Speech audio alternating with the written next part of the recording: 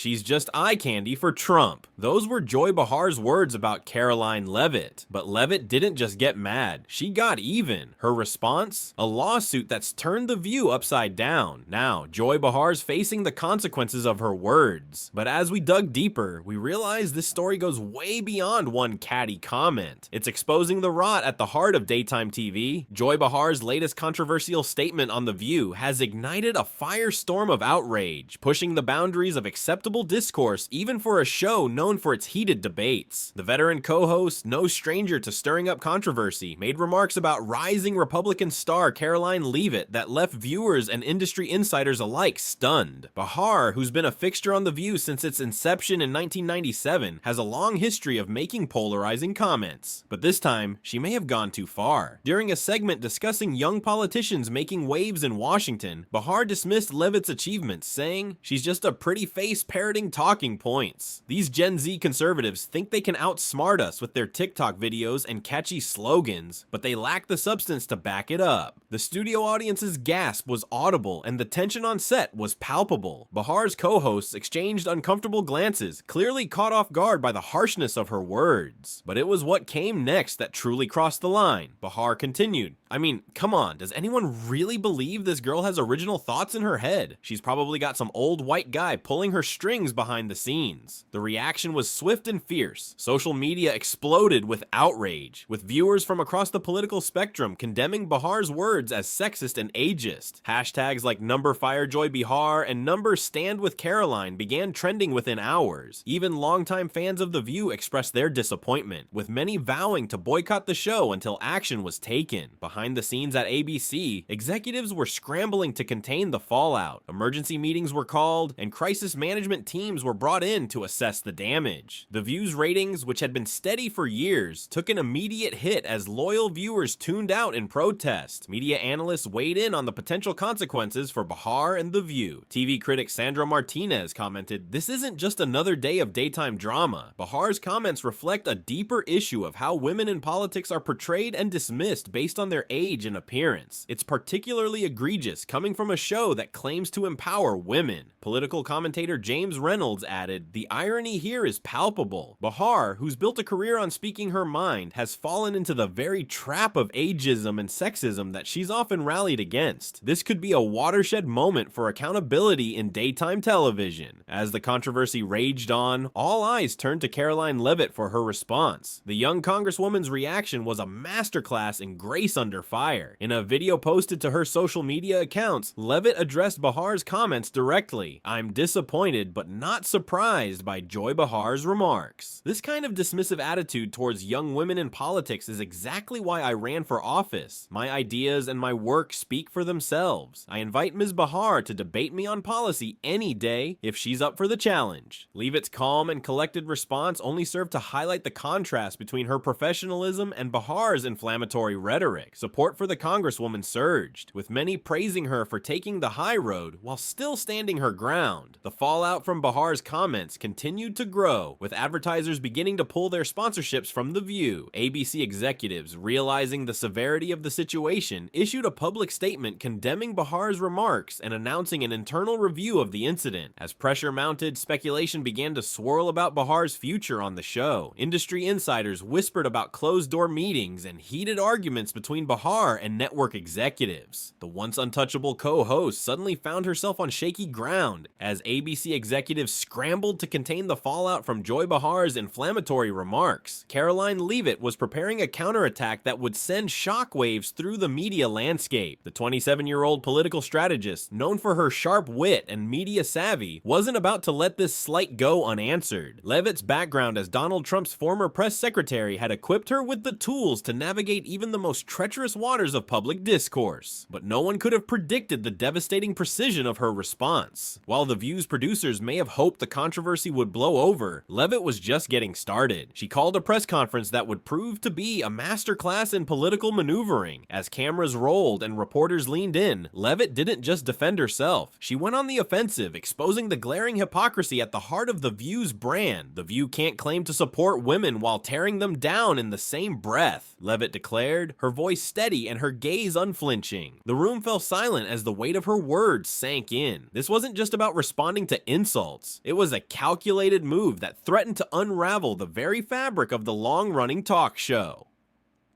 Social media erupted in a frenzy of support for Leavitt. Users from across the political spectrum praised her composure and the effectiveness of her rebuttal. The hashtags that had once called for Behar's firing now transformed into rallying cries for Leavitt's cause. It was clear that this young conservative had struck a chord that resonated far beyond party lines. The View's attempts to downplay the incident only fanned the flames of public outrage. As clips of Behar's remarks and Leavitt's powerful response went viral, the backlash against the show intensified. Viewers who had once tuned in for lighthearted banter and celebrity gossip were now confronted with the ugly reality of the show's double standards. Media outlets, sensing a story that would captivate audiences, began to cover the incident extensively. What had started as a single offensive comment was now snowballing into a full-blown examination of the View's treatment of women in politics. Analysts and commentators dissected every aspect of the controversy, amplifying Leavitt's message and criticizing the show for its perceived hypocrisy regarding women's empowerment. Behind the scenes, Leavitt's team was orchestrating a response that would leave even seasoned political operatives in awe. They hinted at potential legal action against The View, a move that sent shockwaves through ABC's corporate offices. This wasn't just about seeking an apology. Leavitt was playing hardball, and she had the receipts to back it up. The young conservative wasn't just defending herself, she was exposing a glaring hypocrisy at the heart of The View's brand. For years, the show had positioned itself as a champion of women's voices, a platform where diverse perspectives could be heard and respected. But Leavitt's response laid bare the shallow nature of that commitment, revealing a troubling bias against conservative women in particular. As the controversy continued to unfold, it became clear that this was more than just a fleeting media scandal. Leavitt had managed to transform a personal slight into a broader conversation about the treatment of women in politics and media. She wasn't just fighting for herself, she was challenging the entire system that had allowed such dismissive attitudes to flourish. The impact of Leavitt's counterattack reverberated far beyond the confines of daytime television. Political commentators began to reassess their own biases, recognizing the danger of dismissing young voices based on appearance or party affiliation. It was a wake-up call for an industry that had grown complacent in its assumptions about who deserved a seat at the table. Just when The View thought they'd weathered the storm of controversy, Karoline Leavitt unleashed a legal tsunami that would make their previous troubles look like a gentle breeze. The young Republican firebrand wasn't content with just firing back on social media or in press conferences. No, Leavitt had been quietly assembling a legal dream team that would make even the most seasoned network lawyers break into a cold sweat. Behind closed doors, Leavitt had been consulting with some of the most high-profile attorneys in the country. These weren't just any lawyers. These were the kind of legal sharks that TV networks have nightmares about. As word of these consultations leaked out, ABC executives began to realize that this wasn't just going to blow over with a half-hearted apology or a temporary ratings dip. The tension in the air was palpable as details of Leavitt's lawsuit began to emerge. This wasn't just a slap on the wrist for a careless comment. Leavitt was going for the jugular. The scope of the lawsuit was breathtaking, challenging not just The View's treatment of her, but the entire culture of how conservative women are portrayed in mainstream media. It was a bold move that had the potential to reshape the landscape of daytime television. As the gravity of the situation sank in, ABC's corporate offices were thrown into chaos. Emergency meetings were called, with executives huddling behind closed doors for hours on end. The usual confident swagger of network bigwigs was replaced by nervous glances and hushed whispers. They knew they were dealing with a powder keg, and one wrong move could blow the whole network sky high.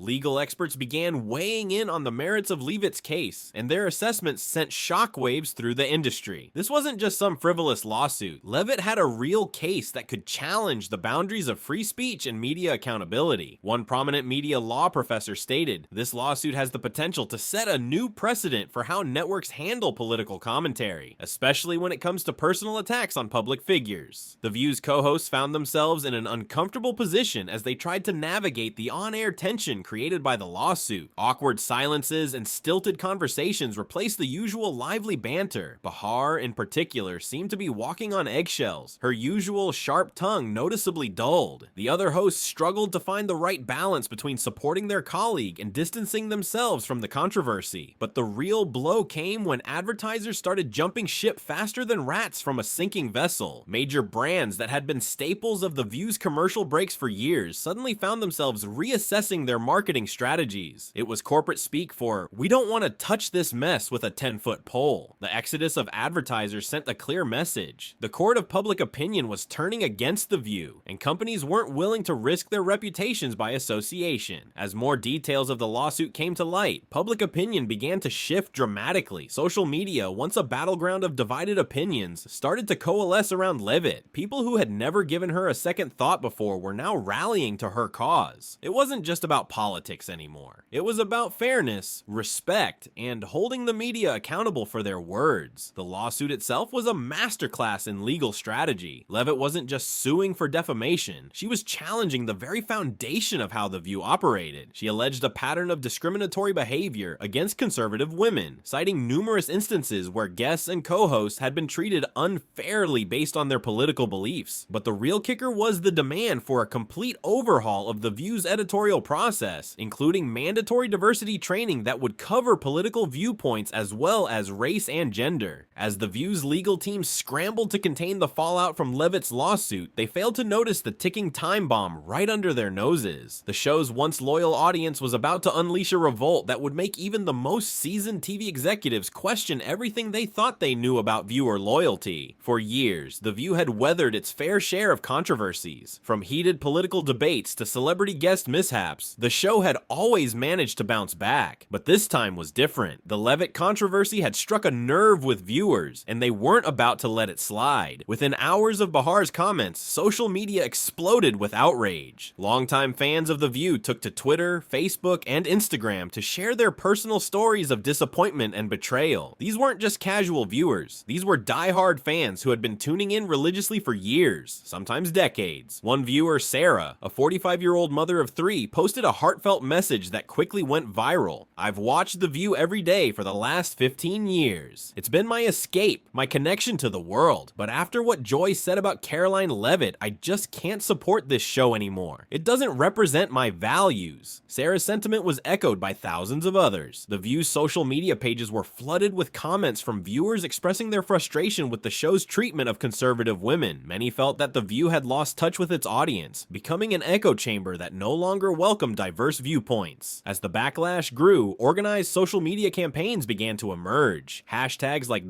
#boycott The View and remove Joy Behar started trending, with viewers calling for immediate action from ABC. These weren't just empty threats. Viewers were following through on their promises to tune out. The impact on The View's ratings was swift and brutal. As loyal fans turned off their TVs in droves, the show's viewership plummeted to levels not seen in years. ABC executives watched in horror as their once unshakable daytime juggernaut began to crumble, but the audience revolt didn't stop there. Competing shows suddenly saw a surge in viewership as former fans of The View sought alternatives. Talk shows that had long played second fiddle to The View were now experiencing a renaissance, with viewers flocking to programs that they felt better represented their values and perspectives. This shift in viewer loyalty sent shockwaves through the industry. It wasn't just about one controversial comment anymore, it was about a fundamental disconnect between The View and its audience. Viewers were sending a clear message. They were no longer willing to support a show that they felt had betrayed their trust. As the exodus continued, ABC faced mounting pressure from all sides. Affiliates began calling the network, expressing concern about the show's declining popularity and its potential impact on local ad revenue. Sponsors, already spooked by the initial controversy, were now reconsidering their partnerships with the show. Behind the scenes, ABC executives were in crisis mode. Emergency meetings were called as they struggled to find a way to stem the bleeding. But with each passing day, it became clearer that this wasn't a problem they could simply wait out. The View had always prided itself on being a reflection of its audience, a place where everyday women could see their thoughts and experiences represented on screen. But now, that very audience was turning against them. The show that had once been a cultural touchstone was now being seen as out of touch and hypocritical. As the controversy dragged on, even Joy Behar's position on the show began to look precarious. Insiders reported reported that ABC executives were growing increasingly frustrated with Behar's repeated controversies. The question on everyone's mind was whether her continued presence on the show was worth the ongoing public relations nightmare. One network source, speaking on condition of anonymity, revealed the extent of the internal turmoil. There are serious discussions happening about Joy's future on the show. This isn't just about one comment anymore. It's about the long-term viability of The View. We can't keep alienating our core audience and expect to survive. The View's audience revolt had exposed a deeper truth about the changing media landscape. Viewers were no longer content to be passive consumers of content. They demanded accountability from the shows they supported, and they were willing to wield their collective power to affect change. As The View's public image crumbled, a frantic game of damage control was unfolding behind ABC's closed doors. Network executives who had initially tried to brush off Behar's comments as harmless banter now found themselves in the eye of a storm they couldn't control. The backlash was unlike anything they'd seen before, and it was clear that their usual tactics wouldn't cut it this time. Leaked memos from ABC's top brass revealed a growing panic about The View's future. One executive wrote, "We're walking a tightrope here. We need to address the controversy without completely alienating our core audience." Another memo warned, "This isn't just about one incident. We're at risk of losing credibility with a whole generation of viewers." The network's crisis management team was working around the clock, but they were divided on how to proceed. Some argued for a quick apology and moving on, while others pushed for more drastic measures. The tension in the boardroom was palpable as heated debates raged on about the show's direction and Behar's future. ABC's legal team was burning the midnight oil, poring over every detail of Leavitt's lawsuit. The potential costs were staggering, both in terms of financial damages and reputational harm. One lawyer grimly noted, "This could set a precedent that changes how networks handle political commentary. We're in uncharted territory." But it wasn't just the lawsuit that had ABC sweating. Advertisers, once eager to be associated with The View's brand of daytime drama, were now backing away. Major companies were quietly informing ABC that they were reassessing their marketing strategies. Corporate speak for "we're out if you don't fix this mess." As the pressure mounted, ABC executives made a decision that would change the landscape of daytime television. They opened negotiations with Joy Behar's team to discuss her exit from the show. It was a move that would have been unthinkable just weeks ago, but now it seemed like the only way to salvage The View's reputation. The talks were tense and complex. Behar, a fixture on The View since its inception, wasn't going to go quietly. Her team pushed for a generous exit package, citing her years of service and loyal fan base. ABC, on the other hand, was looking to make a clean break and distance itself from the controversy. While these negotiations were ongoing, ABC was already planning for a post-Behar future. The network was considering major format changes to address the backlash and restore its reputation. Ideas being floated included a more diverse panel of hosts, stricter guidelines for political discussions, and even a complete rebranding of the show. In a move that underscored the urgency of the situation, ABC began discreetly reaching out to potential replacements for Behar. The network was looking for someone who could bring fresh energy to the show while avoiding the pitfalls that had led to the current crisis. Insiders reported that the shortlist included both seasoned TV personalities and rising stars from the world of social media and podcasting. The View's production team was also put on high alert. They were tasked with developing new segments that would showcase a more balanced approach to political discussions. One producer commented, "We're reimagining the entire show. It's not just about replacing one host. We're overhauling our entire approach to controversial topics." As decisions were being made in hushed boardroom meetings, it became increasingly clear that The View as viewers knew it was coming to an end. The show that had prided itself on sparking heated debates was now scrambling to find a way to have those conversations without alienating its audience or sponsors. The backlash against Joy Behar's comments has ignited a firestorm, exposing a deep-seated demand for accountability in media. It's not just about one host's careless words anymore. This incident has struck a chord with viewers across the political spectrum, who are fed up with the double standards and hypocrisy. The View's facade of championing women's empowerment has crumbled, revealing a troubling bias against conservative women. Viewers aren't buying it anymore. They're calling out the show's selective support and demanding better. This isn't just about Joy Behar Behar or Karoline Leavitt, it's about a seismic shift in how audiences expect the media to treat women in politics, regardless of their party affiliation. As the dust settles, one thing is clear: the media landscape is changing. Viewers are awake, they're watching, and they're not afraid to speak up when they see unfair treatment. The days of dismissing conservative women without consequence are over. The View and other shows like it are on notice. Treat all women with respect or face the wrath of an engaged and empowered audience.